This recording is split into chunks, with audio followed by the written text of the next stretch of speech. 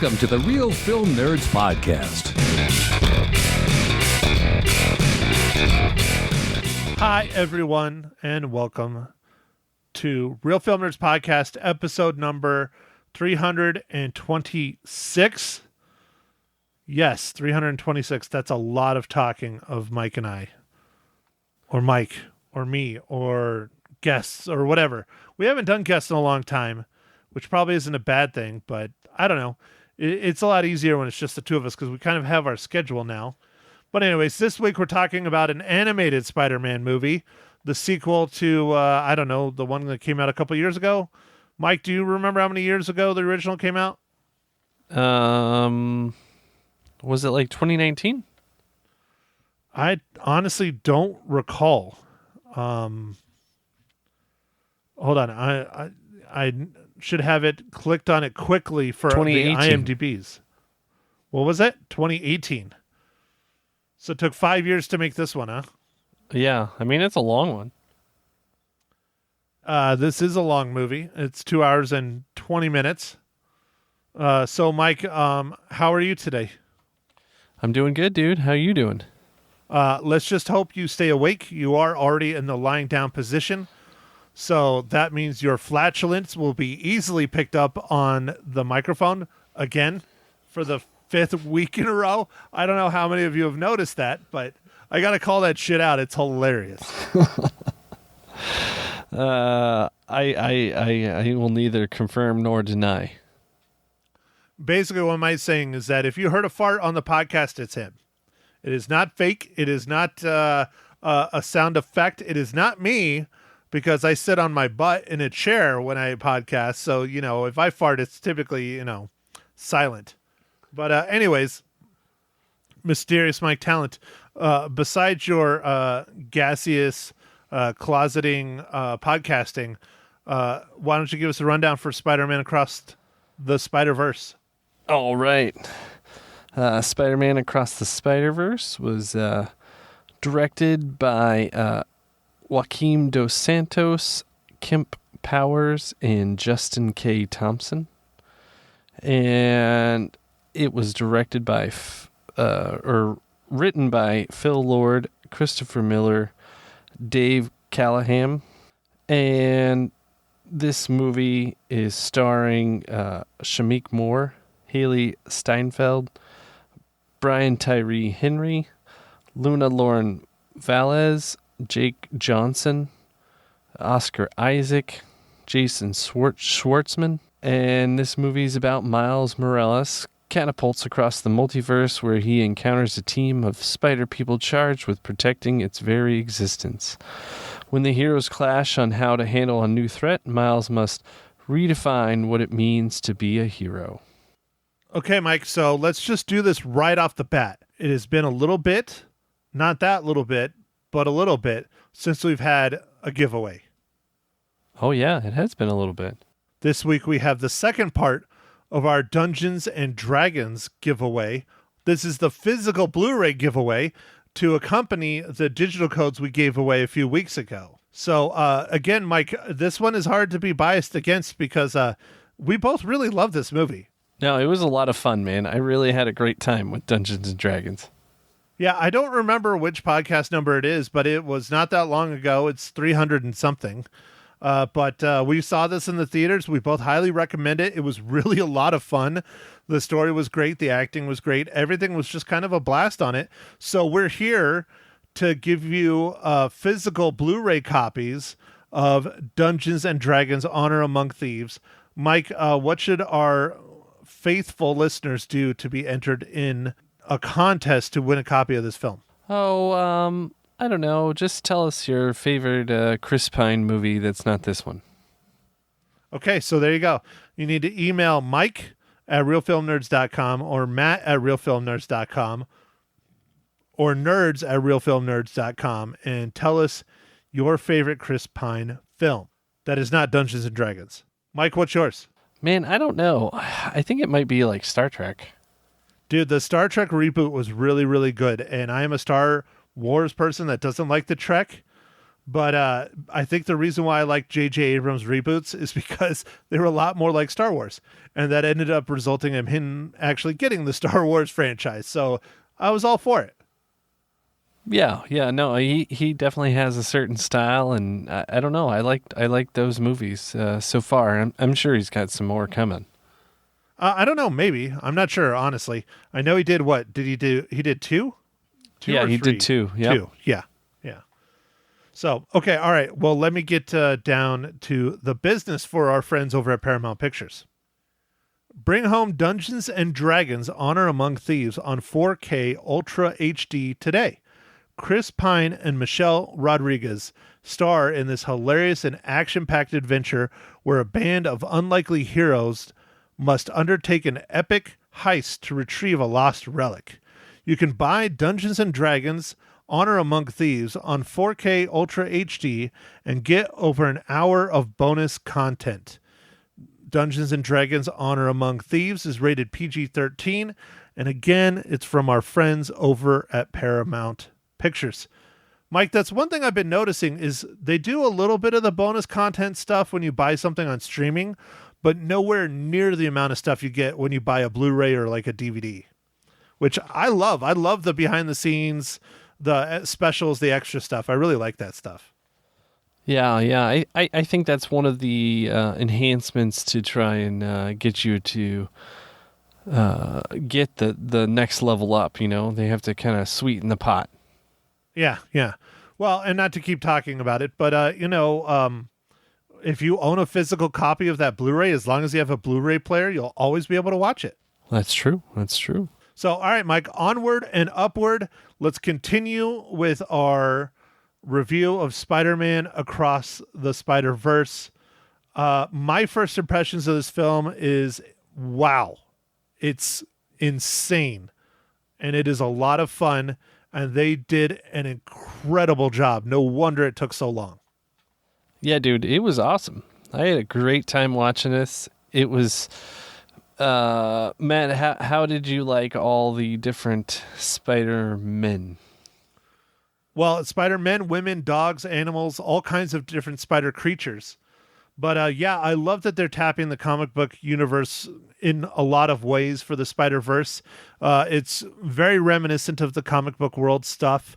Lots of shout outs to Spider-Men that were created in the comic books first. One I want to just throw out right off the bat, kind of caught me off guard, was Spider-Man India. There was a 4-issue run in 2004, 2005 on Spider-Man India, and he was fun, but nowhere near as fun as he was in this film. His outfit was better in this film. The voice acting, the story, the universe they had for Spider-Man India. Man, dude, that was just one of my favorites of this film. Dude, it was cool. They went to a lot of detail, and I thought it was fun. I liked all that different traveling stuff. Like, this was very creative movie, and definitely, I think, leveraged a lot of that comic book material. Matt, one thing I will say in this movie was a little different is I felt like the kind of caption-y explaining what something was, like text boxes that they did in the first movie, they only did that a little bit in this movie. Well, and the text boxes that, at least the ones I saw or paid attention to, they were on the screen for a very short amount of time compared to the first one. And they might have had 2 or 3 sentences and you had like 5 seconds to read it. I think that is one of my critiques where they kind of could have fixed it.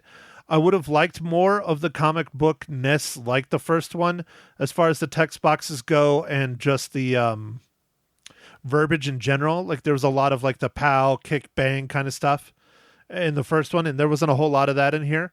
But one thing that I do really like about this one that they did in the first one, but it was even crazier in the sequel, is the sheer amount of art styles that they changed for every Spider-Man, including, not to get into spoilers, but I'll say the mass of spider people towards the middle / end of the film. Every single one of them was drawn differently. I mean, that was, God, I can't imagine how long that took. Oh yeah, no, you're right. You're right. I guess it's hard for us to talk about this movie without giving away too much. So Matt, I'm just gonna go ahead and ask you, what are you drinking this fine morning, evening, or afternoon?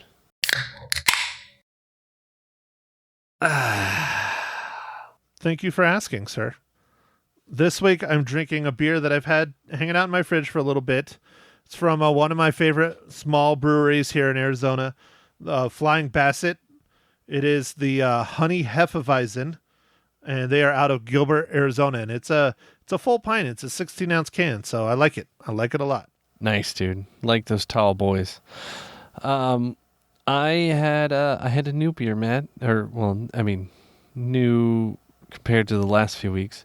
It's a Voodoo Ranger hazy, juicy IPA. Yeah, but that's not new to you. You've had that before. I have, but it's new in the run. I haven't, that's before I was drinking the same one for the last few pods. Yeah. Well, now the question is how many of these did you get on sale? Did you get another case? No, this one was only a BOGO of 6-packs, not 12-packs. Oh, so you only have 12 beers. Okay. So, just a couple days. Okay. All right. So you'll have a different beer next week then? Perhaps. Okay. All right. So, Mike, since we're already shoving along quickly, might as well do it again. I regret asking this question every week, but hopefully this one is a fun one. Mike, what is this week's incredibly bad dad joke? I got dad jokes. I don't think they understand, though. Gotta think I'm funny. Other people never laugh, though. Dad jokes. Dude, Matt, I think you're going to like this one. Why are Russian dolls so stuck up? Because they're all inside each other? Yeah, they're full of themselves. They're full of themselves? Ha! Dude, you'd like that one. Yeah, that was good. I almost got that one, yeah. But is that from my book that I got you? No. Yes. It is. The book has made a return. The book of dad jokes has made a triumphant return. I was talking about this earlier with Ma Hinshaw, who you will hear later in the podcast, about how I need to buy you a new book that is 2 or 3 times the size because you've already gone through all your dad jokes. And come to find out, no, you haven't, because I know there's at least like 10,000 jokes in there. No, I haven't gone through the whole thing. Heck no. All right. Well, good, Mike. So this is technically not a Marvel Cinematic Universe film. So this question is going to be asked, Mike, and it should be really, really easy. Mike, why do I always say your name? I'm just going to go, how does Spider-Man Across the Spider-Verse relate to the Marvel Cinematic Universe?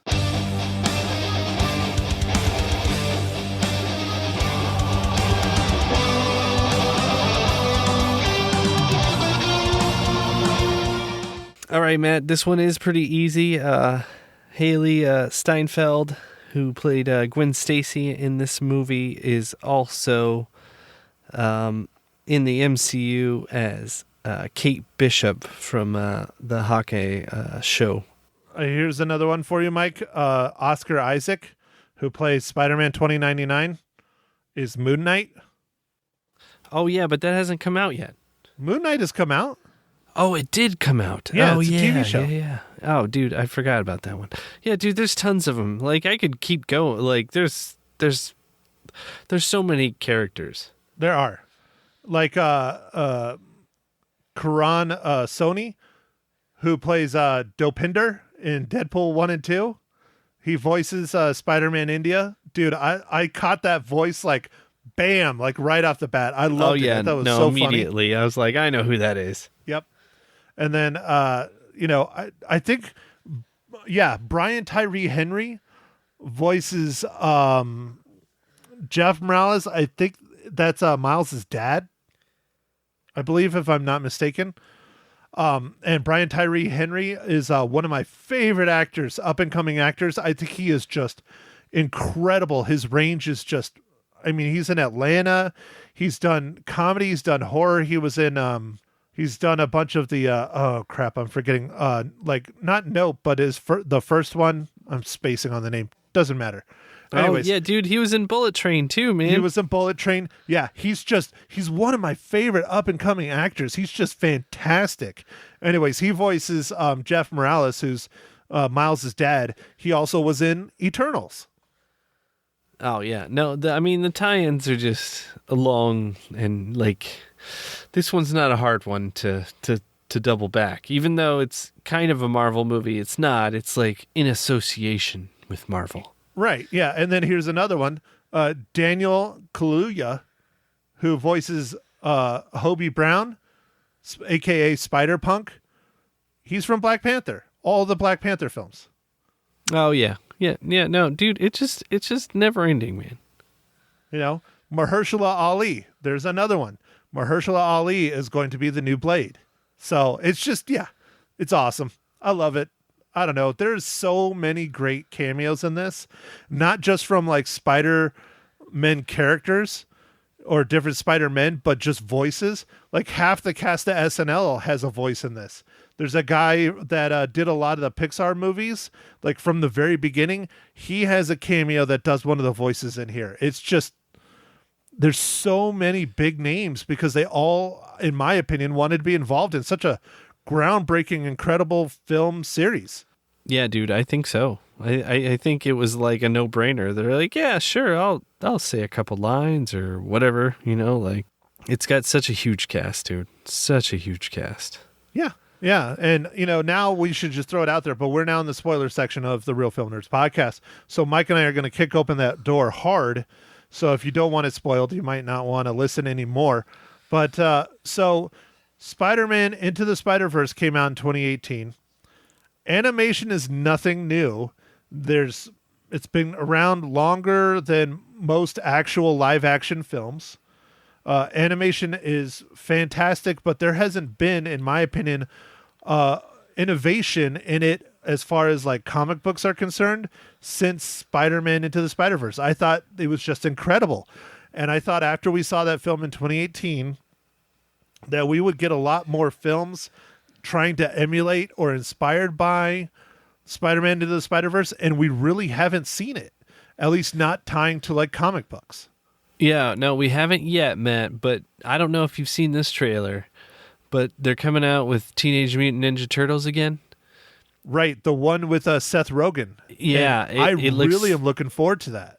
It looks more like this kind of style, at least from my first initial looks. I'm very excited for that. I'm hoping that's going to be really good because this past weekend, I didn't get to go. I wanted to go, but I didn't want to go, but I did, but I didn't. So I was responsible and stayed home. But it was a Fan Fusion down in Phoenix. They had a large chunk of the cast of the original live-action Teenage Mutant Ninja Turtles film from 1989. They had the writer who actually lives in, Queen Creek or Cave Creek or one of them.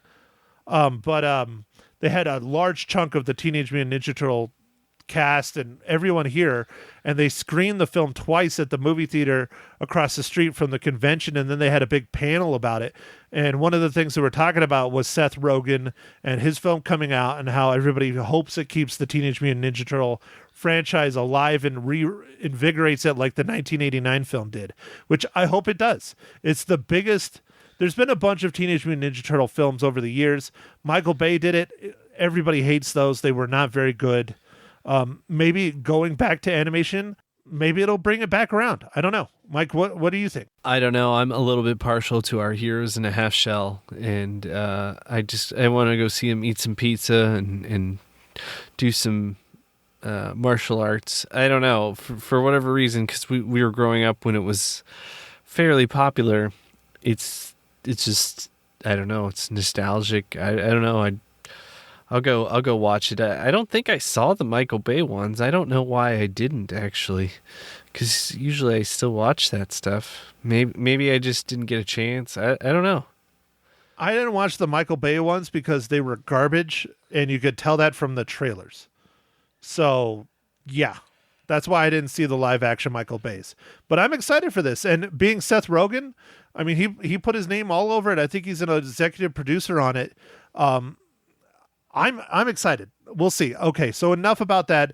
It's on topic though. We're talking about animation. We're talking about the different styles, but still, the Spider-Verse franchise, it's the closest I've ever seen of a comic book on screen, and I love it. This one isn't as good as the first one as far as those things, particular items go, but it still is very strong, especially the animation. It was very, very good, very good.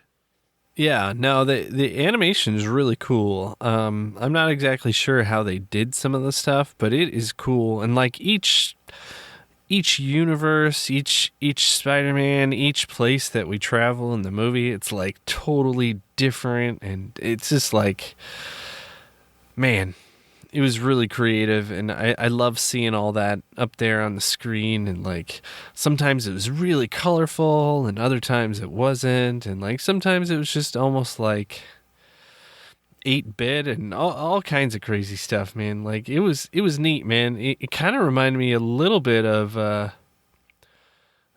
Everything All Everywhere All at Once. Everything Everywhere All at Once. Yeah. Yeah. Well, I mean, it's a multiverse. So of course it does that. You know, one that reminds me a lot of, and I started alluding to it earlier, but I stopped myself, is Rick and Morty, because Rick and Morty is very much multiverse. But of course, I mean, that's what the whole show is about. But in Rick and Morty, they have a area called the Citadel, and it is where all the Ricks and Mortys meet from all the different universes, and they get together and they have a police squad, and they had just anything you can imagine, but it's just Rick and Morty. The Spider-Man 2099 headquarters of all the Spider-Men, I guess you would say, is very reminiscent of the Citadel to me from Rick and Morty, and I loved that. I thought that was just really fun.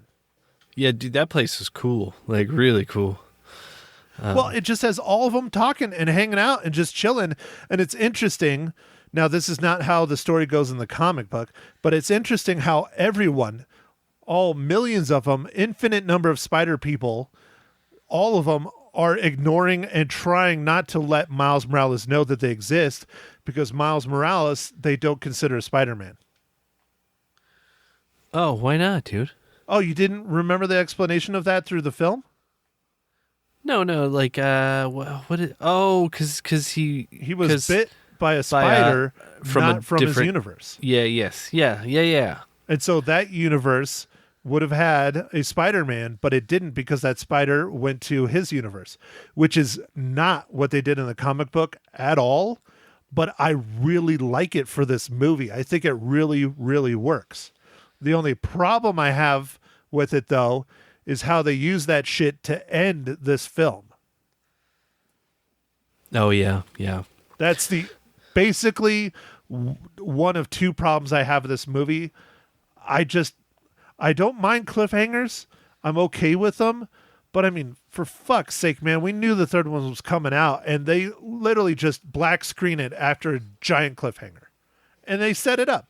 So I love this movie, but it still just feels like it's preparing us for the third film. And it's just kind of like a stepping point. It's not like a continuation. Like, okay. Empire Strikes Back. Everybody's comparing this to Empire Strikes Back and, other okay, big franchises where the sequel people consider better than the original. I don't. I consider the original better than this film, in my opinion. But Empire Strikes Back leaves us on a cliffhanger, but it still kind of wrapped everything up. You can watch Empire Strikes Back and it still feels like a completed movie. This doesn't have a resolution really at all to me. That's why it doesn't feel like a completed movie. It just feels like a transition to the next one. Yeah, dude, it seems like it is all set up and build up, and you're getting all excited and stoked, and then it's like, all right, see you next time. Right. That's it. Where in Empire Strikes Back, you get, holy hell, Luke Skywalker's dad is Vader. Like, that's like coming to an endpoint on something huge. Han Solo's taken away, and you're going to have to go. But there's a clear ending to that film, and in this one, it's not there. It's just not there. It's like, okay, get ready for the next one in another 5 years. Actually, it's next year. I think they animated 2 and 3 at the same time. it's coming out next summer, but still. Yeah, wow. Well, I mean, after just watching another movie that just did this exact thing, it's like, really? Because we just watched Fast X. Yep. And it did the exact same thing, and I was like, holy hell, what? Like, nothing, like, not even an attempt to try and, like, solve and, like, wrap things up. I mean, I understand why TV shows do it, because until next week, or until next, tomorrow or whatever, because it's going to come out a lot faster. But not movies, man. It's a whole year. By the time the next one comes out, I guess maybe it's a way to sell Blu-rays or digital copies, because now you got to go rewatch it before you go see the new one, I don't know. It just doesn't feel like a complete movie because there's no resolution. But I really love this movie, though. It's very good. I want to go see it again. It was really good. I really liked the kind of the things that Miles' character had to go through with his family stuff and pressures between like school and his relationships and just all kinds of stuff. I really liked it. It felt very real and organic. So I like that. No, the story is fantastic. It's very, very good. I like how they really brought Gwen Stacy in, and she was a big focus because, I'm not sure if she's getting her own film series or if she's getting a TV show or whatever, but the people that made the Spider-Man Into the Spider-Verse franchise, or whatever they're calling this, the Spider-Man animated franchise, I guess, they've already said, I think they're either going to make a show or they're going to make movies on her, which is really great because she's a really interesting character too. So I like them focusing on her a little bit and how she fits into the puzzle pieces. But this is Miles' story, and it really dives into it. And we haven't talked about him yet, but I guess the first villain, I don't know, the villain could get a little odd in this, but Spot. Wow, dude, what an interesting villain, man. Very creative. Oh yeah, very, very interesting, dude. It was interesting just to watch it and try and keep up with what was going on. Like, that was crazy. Yeah, and the animation of the Spot, holy crap, dude. Like, I wow, that was one of those ones where I'm like, how did they do that?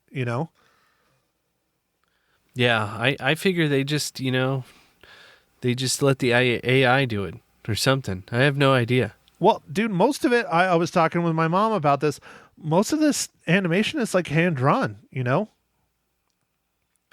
Yeah, I don't know how they did a lot of it. It's so different. The style, I love it though. Yeah. It's a lot of fun. They really came out with something neat, and it is surprising, Matt. Like you said, 2018. I know we had a pandemic in there, but no one's really tried to do anything else that's like along these lines, except for maybe this Teenage Mutant Ninja Turtle movie. I don't know, but animation movies of this caliber do take 4 years or something. Like that's Pixar. Their movies take 4 years or so to make. So. Yeah, and Pixar's is mostly digital, but a lot of Pixar stuff, just like this, is hand-drawn as well, even though it's digital. They have some, things where they can do AI and fill in, movements and stuff like that. But, I mean, this film is just gorgeous. You can take just about any frame out of this entire film, just like the first one, and blow it up, and it would be a gorgeous poster on a wall. Or it could be a comic book panel in its own, and that's just one frame, and there's hundreds of thousands of frames in this film. Oh yeah, man, like tons and tons of frames, dude. Yeah, and they're that good, they're that beautiful. I mean, it's just awe-inspiring. Maybe it took the technology to get to this level to have it be so clean and polished and unique. I don't know, man, but for me, I mean, we can get into our ratings here pretty quick, but for me, when this one drops on Blu-ray, I'm buying it. Like, I want this in my collection. I will have a hard copy of this, just like the first one. When the first one came out, I bought that. I wanted a hard copy of it, and I don't buy a whole lot of hard copy films, but this one, insta-buy for me. So what you're saying, Matt, is you recommend seeing this in the theater? I think that's what I was getting out of it. 100%. I think you definitely need to go see it. I think, Mike, you should take your children. It is only rated PG. I think they should go watch this movie, and they should enjoy it and become giant nerds like me. I would do that, but I think the only way I can get both my kids into the theater and like not have a huge, crazy distractions is I have to rent the theater. That's fine. You're rich. You can do it, Mike. Well, I'm telling you, they don't have the pandemic discount anymore. They're getting more expensive. Well, my younger sister takes her 9-month-old into movie theaters all the time. Now, what that usually entails is after about 20 minutes, her picking up the baby and going out into the hall. Yeah. I could see that. I can see that. It is difficult to take a younger child to a movie when they're babies. It's because they cry, and then when they're a little bit older, they start to understand stuff, and they might freak out. Or if they start running around like chickens with their heads cut off. That's true. When I screened Black Widow, I bought the movie theater out and brought the kids. And Flynn ran around like a mayhem up and down over by the screen for like half the movie. Damn. So that was the one that you bought out the theater? I thought you bought out the theater for something else too. We went to a few other bought out theaters, but like that was the one I bought. That was the one you paid for. Okay. Because I was trying to remember, there was one that was big like that, but I don't remember what it was. But, oh, hey, so that's one thing I was going to talk to you about. On your Avatar on Paramount Plus, dude, you know they have like Shark Week because it's Discovery that's combined with it? Yeah. And you didn't put a shark, you put a giraffe. Yeah. It's, it's fine. I was going to change it to a shark for you. I made my mom's account Aquaman. She loves her Jason Momoa. Yeah, that's funny. All right. I'll change it to a shark. That's no, fine. dude, you do what you want to do. I just was like shocked. I'm like, there's literally an entire row of sharks for Shark Week, and you didn't pick a one. Like, you could have a different one like every day for like 2 weeks. Yeah, I need to see when Shark Week is this year, but I guess I could stream it all now. That's You can. awesome. Yep. It's all on the Discovery Max combination, whatever thing. So, okay, Mike, so enough about sharks. I know it gets you really excited. You need to go to bed. You're getting old. We need to squeeze Ma Hinshaw in here, where I think I'm going to have another giveaway this podcast, but we're going to do it with Ma Hinshaw, so stay tuned for that. But Mike, the most important question, how many reels do you give Spider-Man Across the Spider-Verse? Oh, I think I'm going to give this one 5 reels, man. I had a great time with it. And although it ended on a cliffhanger, I'm still not going to deduct it. I'm going to go 5 out of 5. So I'm the dick. No one ever thinks I give 5 out of 5 reels ever. Steve, my buddy Steve, if you're listening to this, which I know you're not, because you're a jerk, because none of my friends listen except for Mike and I, because we're recording it. But anyways, I have given 5 out of 5 reels, and in the past year, I gave Top Gun Maverick 5 out of 5 reels. For sure. Yes, you did, dude. I agree with you. The ending is kind of crappy, but at the same time, 2 hours and 20 minutes of an animated movie. Wow. I know, and I probably should change it, but I'm not going to. I'm going to stick to my guns, Mike. I'm giving it 4.5 reels. 1, because I don't like the ending on a cliffhanger, and 2, there wasn't as much comic booky things, like the bubbles and the pop-ups, and as there were in the first dude, one. I know. Yeah, I noticed that too. I thought that was a little weird. I actually thought it was odd that they only did it a little bit. Yeah, so those are the only 2 deductions I have, but that's, drops it down a half a reel.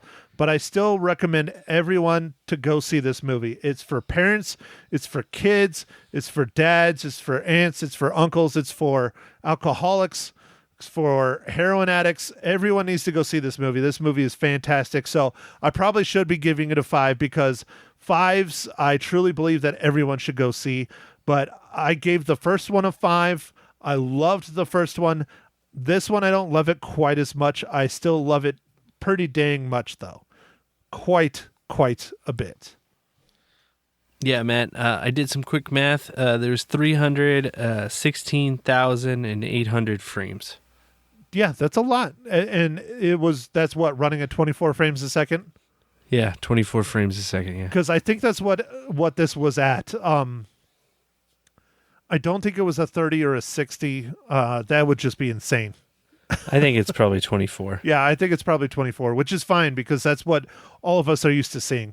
30s are nice. 30s aren't quite as smooth and weird looking as a 60, but 24s are great. So, okay, Mike, before we end the podcast, there's no radio last week. There's no radio this week. So that means we can kind of go and not go to the theaters. And I gave Mike the option. Transformers comes out this week, which I'm not excited to see at all. Really could care less about it. Another goddamn Michael Bay Transformers, and it's going to be terrible, I'm sure. So I gave Mike the option to pick the film. Mike, what film are we going to talk about next week? Matt, I think it's been a long time since we've done what we call a Legacy Cast, and I think we should do The Fifth Element, starring Mila Jovovich and Bruce Willis. I already can tell you when I'm going to rate it, but I'm not going to. I'm going to wait until next week, but I'll just say it is very high. Yeah. I think that's a great movie, and I'd like to watch it again. And then Chris Tucker's in it, too. Of course. Dude, Chris Tucker's amazing. Bruce Willis is in it. Mila Jovovich.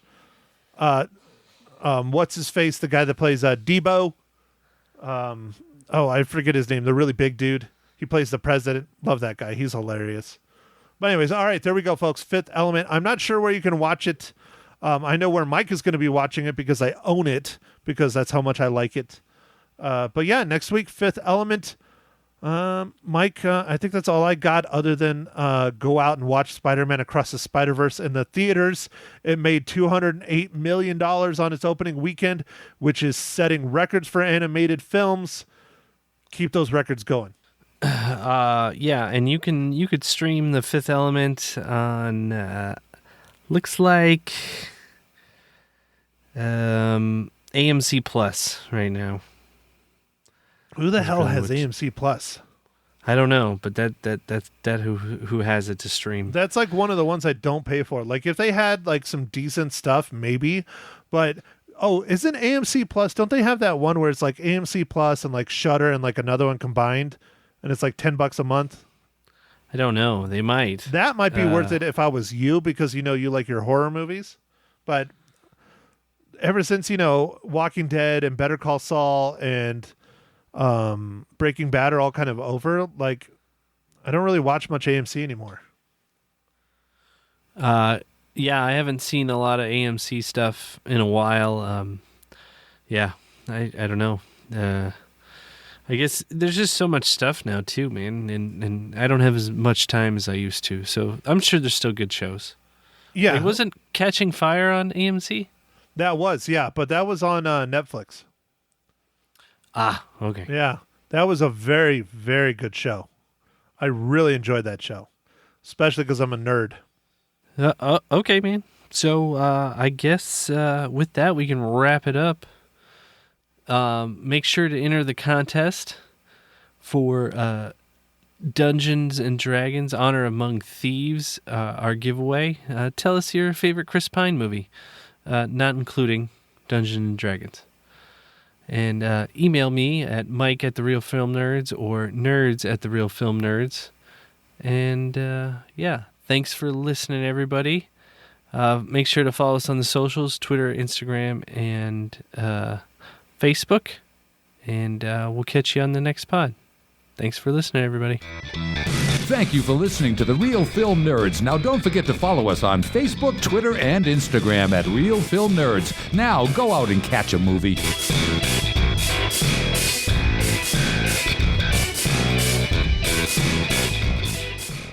Welcome, everyone. This is Ma Henshaw Loses Her Cookies. Episode number 16. Spider-Man Across the Spider-Verse. I think I got it.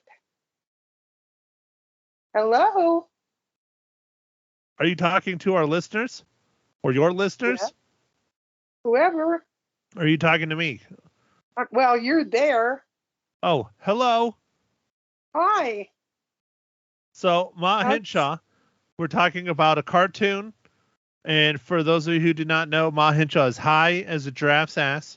So this might be a fun podcast. We'll see. Oh, no. She's on drugs. She's been drinking. No, The shenanigans shall ensue. So, Ma, this week we talk about a cartoon. It is a sequel to the 2018 film Spider-Man Into the Spider-Verse. But this week it is Spider-Man Across the Spider-Verse. Ready, set, go. What did you think?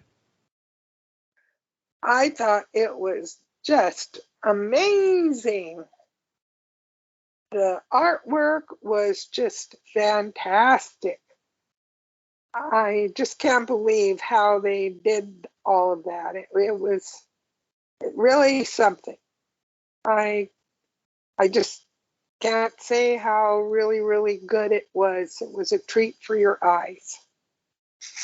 But you can't see, so how is it a treat for your eyes? I can see, sort of. I can see. Okay, so what about the voice acting? What about the story? What about the plot? What about everything? Voice acting was great.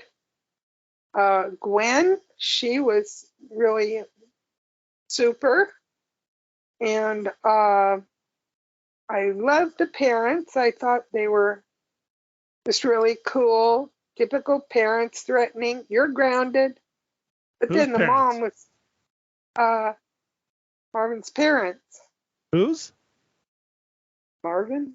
Melvin? Anyway, his parents. Do you mean Miles Morales' parents?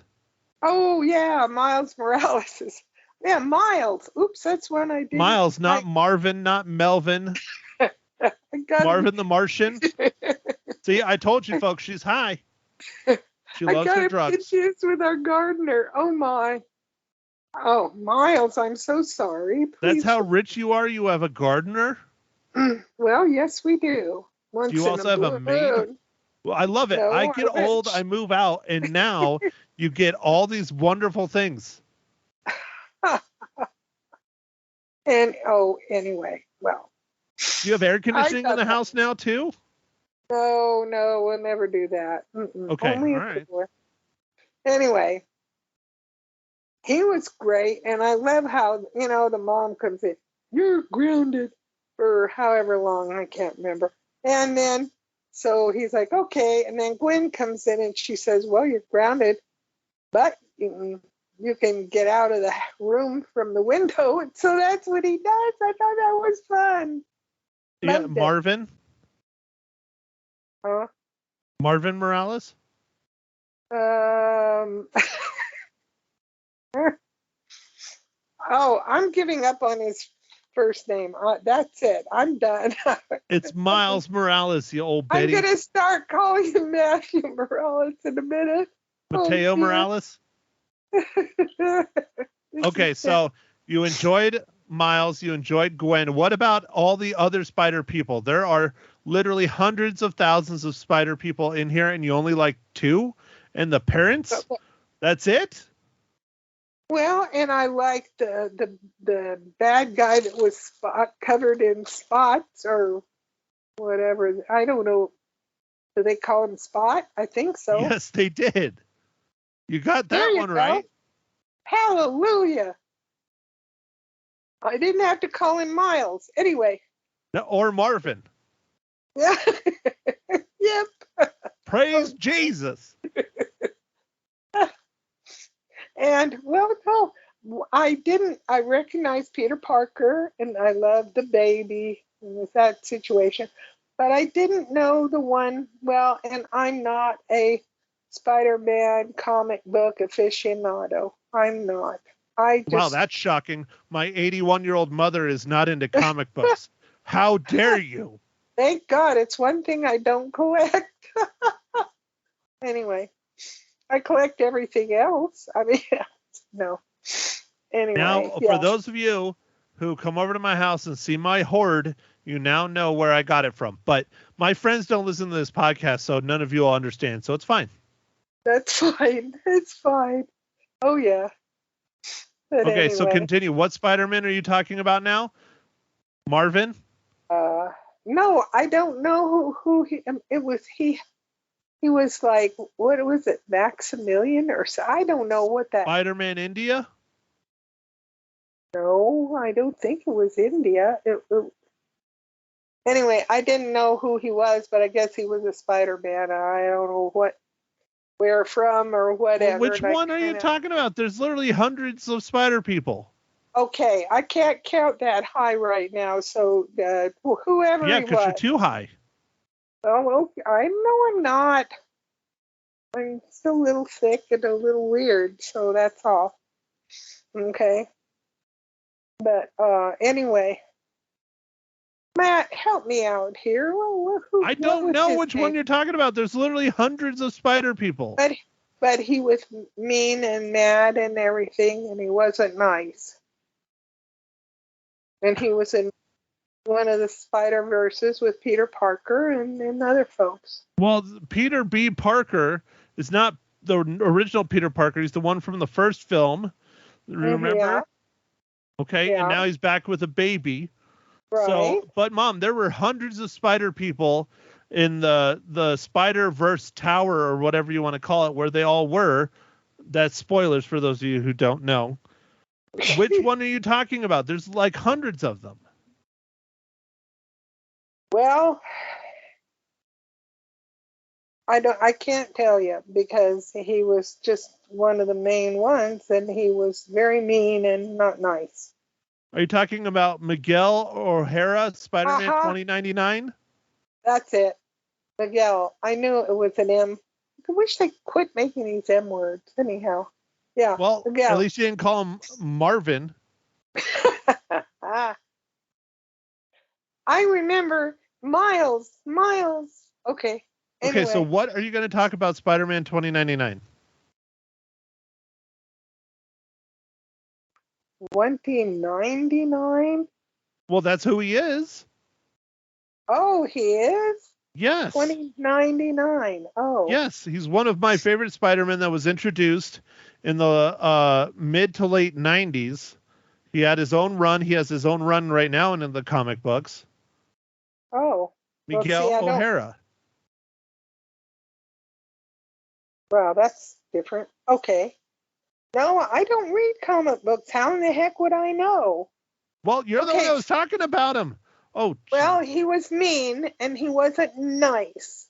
Well, probably because Marvin Morales is the one that is destroying all of, killed his wife and child and destroyed his, world because he was an anomaly. Oh. Well, I forgot that. How many times did you fall asleep during this movie? Well, I don't think many. How high were you when you saw Spider-Man Across the Spider-Verse? I hadn't gone to the doctor yet, so I was not, drugged up. Thank you. Because that's one of the big plot points, is that Miles Morales is not considered a Spider-Man. He's an anomaly, and he's the reason why all this chaos is happening. That's why they weren't going to let him in the Spider-Verse Society or whatever the hell it was. Oh. I think we need to change this podcast to Ma Hinshaw gets movies explained to her that she already saw. That's right. Well, see there. I want to see it again, guys. So, it's a good movie. You can go see it twice. Are you going to stay awake during this one? I'll try it. Yeah. I'll really try hard. I can't take this pain anymore. It hurts. Is there anything else you want to talk about Spider-Man Across the Spider-Verse? Was there any nudity? I didn't notice any, no. Well, for a PG movie, I hope not. Well, I hope not, too.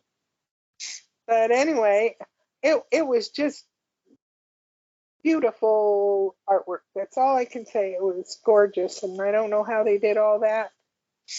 And my favorite was the webs. And the webs were so cool. They were really neat. Anyway, but I would go see it, maybe twice, okay? Okay. That's Ma So- Hinshaw's recommendation. Ma Hinshaw says you should go watch it not just once, but twice.